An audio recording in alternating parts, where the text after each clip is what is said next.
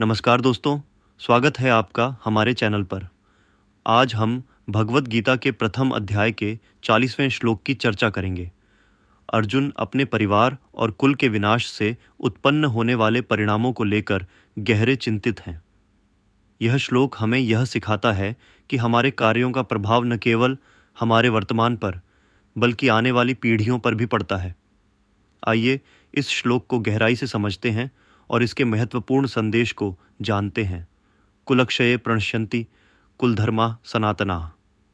धर्मे नष्टे कुलम कृत्स्नम धर्मोऽभिभवत्युत। अर्थ, जब कुल का नाश होता है तो उस कुल के सनातन धर्म भी नष्ट हो जाते हैं। धर्म के नष्ट हो जाने पर पूरा कुल अधर्म में फंस जाता है। इस श्लोक में अर्जुन कहते हैं कि जब किसी कुल या परिवार का नाश होता है तो उस कुल के धार्मिक और नैतिक मूल्य जो पीढ़ी दर पीढ़ी चलते आए हैं भी नष्ट हो जाते हैं। ये मूल्य और परंपराएं ही हमारे जीवन की नींव होते हैं, और जब ये नष्ट हो जाते हैं तो अधर्म का प्रसार होने लगता है। इस बात को समझने के लिए हम एक साधारण उदाहरण लेते हैं। मान लीजिए कि एक परिवार में हर व्यक्ति अपने अपने स्वार्थ में डूबा हुआ है और किसी भी नैतिक या धार्मिक नियमों का पालन नहीं करता। इस परिवार में झगड़े, गलतफहमियां और नैतिक पतन की स्थिति बनती है। बच्चे भी इस माहौल में बड़े होते हैं और वे भी बिना किसी नैतिक मूल्यों के जीवन जीने लगते हैं।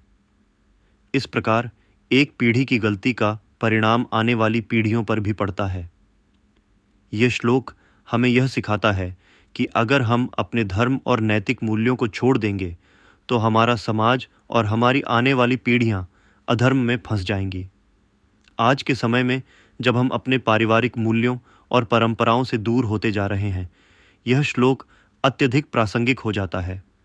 बहुत बार लोग आधुनिकता के नाम पर अपने धर्म और परंपराओं को नज़रअंदाज कर देते हैं, लेकिन हमें यह समझना होगा कि हमारी जड़ें, हमारे धर्म और परंपराएं ही हमें जीवन में स्थिरता प्रदान करती हैं। उदाहरण के लिए, जब हम अपने बच्चों को सही और गलत की पहचान कराते हैं, उन्हें धर्म के मार्ग पर चलने के लिए प्रेरित करते हैं, तो हम एक मजबूत और नैतिक रूप से समृद्ध समाज का निर्माण करते हैं। लेकिन जब हम इन बातों को नज़रअंदाज करते हैं तो समाज में नैतिकता की कमी हो जाती है और अधर्म का प्रसार होता है। जब परिवारों में धर्म और नैतिकता का पालन नहीं होता तो यह केवल व्यक्तिगत स्तर पर ही नहीं, बल्कि सामाजिक स्तर पर भी असर डालता है। जब परिवार नष्ट होते हैं तो समाज भी कमज़ोर हो जाता है।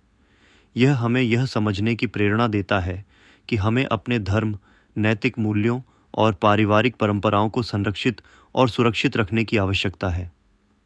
तो दोस्तों, इस श्लोक से हमें यह सीखने को मिलता है कि हमें अपने पारिवारिक धर्म और परंपराओं का पालन करना चाहिए। हमारे कार्यों का प्रभाव केवल हमारे ऊपर ही नहीं, बल्कि हमारी आने वाली पीढ़ियों पर भी पड़ता है। अगर हम अपने धर्म को खो देंगे तो हम अपने समाज और अपने परिवार को भी खो देंगे। आशा है कि इस श्लोक की व्याख्या से आपको जीवन के महत्वपूर्ण पहलुओं को समझने में मदद मिली होगी। अगर आपको यह वीडियो पसंद आया हो तो कृपया इसे लाइक करें, कमेंट करें और अपने दोस्तों के साथ शेयर करें। हमारे चैनल को सब्सक्राइब करना न भूलें ताकि आप हमारी सभी नई वीडियो अपडेट्स पा सकें। धन्यवाद और जय श्री कृष्ण।